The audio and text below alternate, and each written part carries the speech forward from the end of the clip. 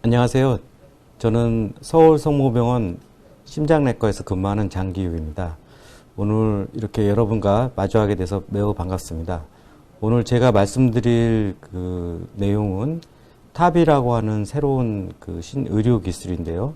그에 대해서 앞으로 한 15분 동안 여러분께 자세히 설명드리도록 하겠습니다.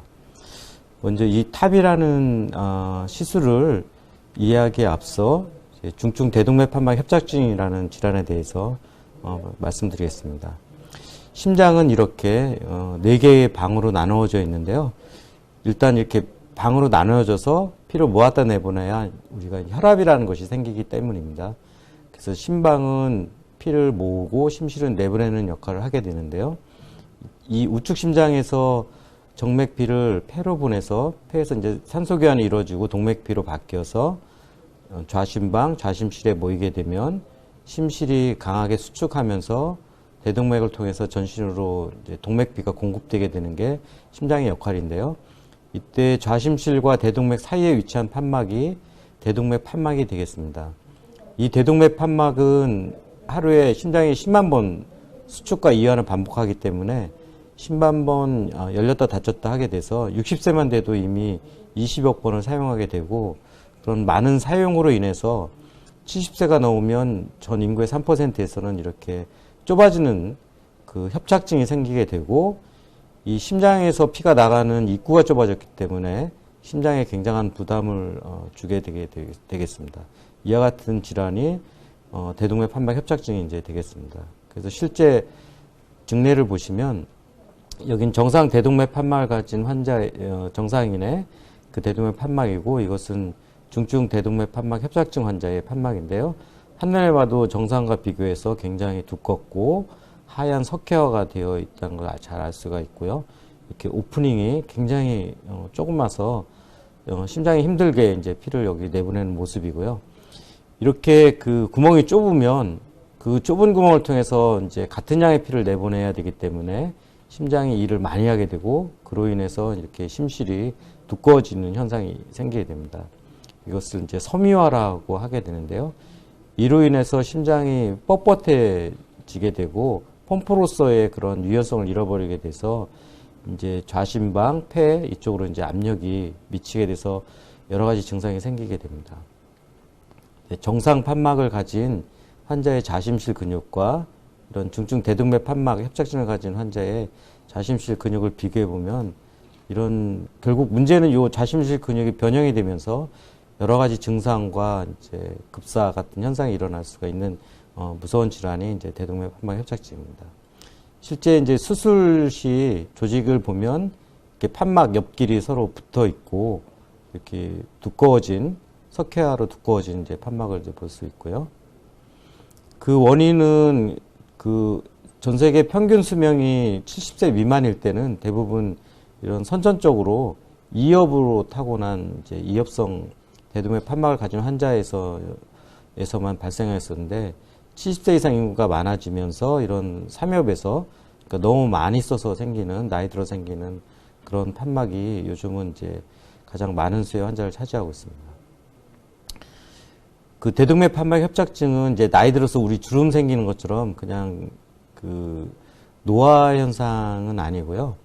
이런 판막이 오랜 세월 동안 손상과 염증을 입으면서 이런 염증성 자극에 의해서 판막을 구성한 세포가 결국 뼈를 만드는 세포로 바뀌게 돼서 이 세포들에서 계속 뼈가 만들어지는 현상입니다. 그래서 석회화가 계속 많이 만들어져서 두꺼워지게 되는데요. 한번 이렇게 뼈를 만드는 세포로 바뀌면 다시 원래 그 판막 구성 세포로 돌아가지 않기 때문에 이것은 현재로서는 그 약도 없고 계속 병은 진행되기 때문에 적절한 시점에 그 치환술을 받아야 되는 그런 질환이 되겠습니다.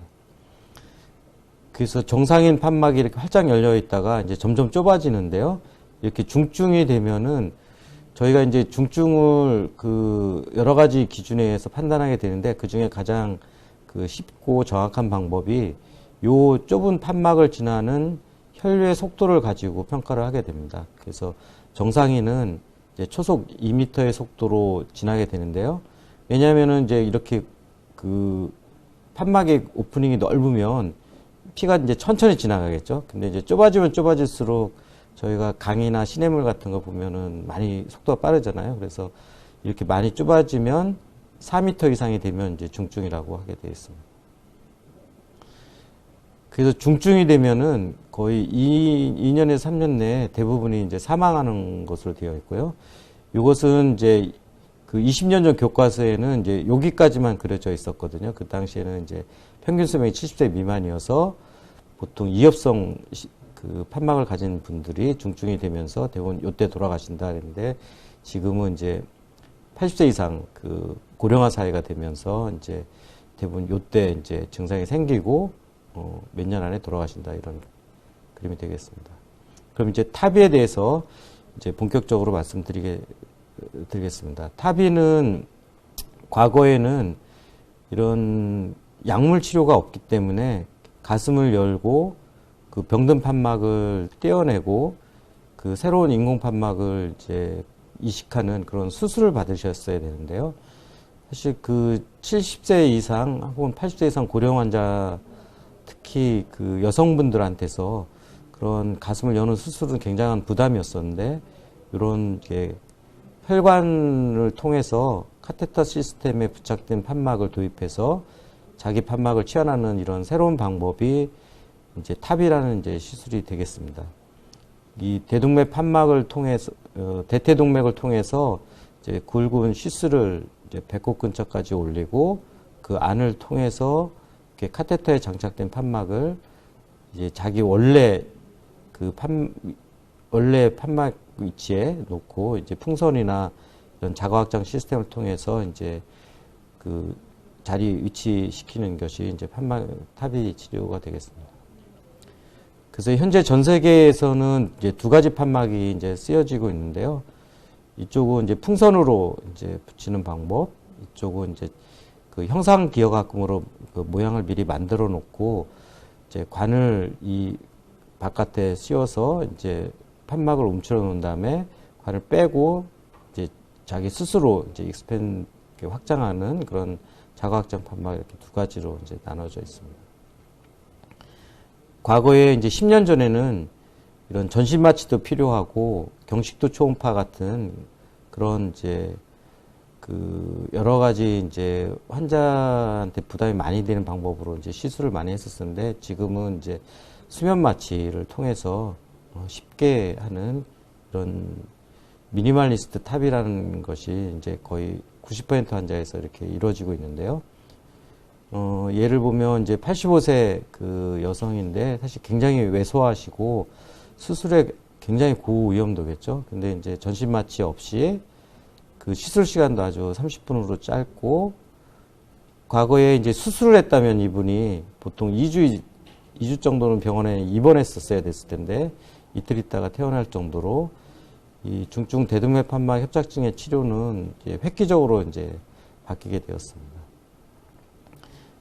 그래서 저희 병원에 이제 이 타비를 받기 위해서 실제로 입원하시면 어떤 경과를 받는지 이제 살펴보면 그 처음 입원하고 첫날에 이런 조영제를 한 번만 주어서 신장에 부담이 없이 이제 대동맥 판막하고 이런 혈관 CT를 이제 같이 찍어서 이제 타비에 필요한 판막의 크기라든지 혈관의 협착 정도를 이제 평가하는 이제 플래닝을 하게 됩니다. 그리고 이틀째에 이렇게 시술실로 옮겨서 이제 수면 마취를 하고 호흡을 위해서 마스크를 씌우고 이렇게 이제 소독을 하고 그다음에 이제 이쪽 대퇴 동맥 중에서 더 굵은 쪽을 택해서 이렇게 굵은 시스를 이제 올리게 됩니다. 그리고 이제 그 심장 안에 이런 가이드 와이어라고 하는 굵은 줄을 위치시키게 되는데요. 이런 줄은 저희가 원하는 위치에 이제 딱 위치할 수가 있고 이 줄을 따라서 여러 가지 풍선이라든지 이제 판막이 도입되게 되는데요. 이제 대부분 굉장히 좁기 때문에 우선 풍선으로 이게 그 오프닝을 좀 벌려놓고 그 다음에 이제 판막을 넣은 다음에 풍선을 이용해서 자기 판막을 그 위에 그 대동맥 판막 바로 위에는 주머니처럼 생긴 사이너스 발살바라는 곳이 있는데요. 이제 그 부분에 자기 판막을 밀어내고 이제 인공 판막이 위치하게 됩니다. 이때 자기 판막에 있던 이 석회가 이 인공 판막의 이제 그 프레임과 단단히 결합해서 꼬매지 않아도 움직이는 상태가 이제 되게 되겠습니다. 네, 그 다음에 이제 이런 촬영을 통해서 문제가 없는지 확인하고 이제 시술을 끝나면 이제 다음날 일반 병실로 옮겨서 돌아다니시고 집에 가신 상태를 이제 체크하게 되고 이제 초음파로 밸브 펑션도 이제 보게 됩니다. 그리고 이제 퇴원하시고요. 이제 간혹은 이제 그 석회가 굉장히 심하다든지 그 좌심실 안까지 석회가 이제 파고 들어간 그런 굉장히 이제 험한 케이스에서는 그 보통 이제 풍선이 심장 파열의 위험이 있어서 그 자가확장 판막을 사용하게 되는데요. 이분 이제 82세 여성에서 이런 그 급성 폐부종으로 이제 오셨고 방법은 똑같은데 이제 판막의 모양이 이제 자가확장 판막은 조금 다르죠. 그래서 이런 모양으로 되어 있고 바깥에서 이제 버튼을 사용해서 이런 그 겉을 싸고 있는 그 튜브를 위로 조금씩 올려주면 원래 가지고 있던 모양대로 이제 펴지게 됩니다. 그래서 이제 미세하게 그 위치를 조정해서 가장 이상적인 위치에다가 이제 놓는 것이 이제 시술의 과정인데요. 이렇게 좌심실 안에 아주 조금만 들어가 있고 대동맥에 이렇게 크게 들어가 있고 판막은 이 안에서 지금 이제 움직이고 있습니다. 시술이 다 끝나면 이와 같은 상태이고요. 현재 이제 이 판막이 아직 8년 정도 데이터까지는 이제 전 세계적으로 나와 있고 아마 저희 예상으로는 15년 이상 유지될 걸로 그렇게 이제 생각되고 있습니다. 그래서 그 중증 대동맥 판막 협착증의 단계가 이제 여러 단계가 있는데요.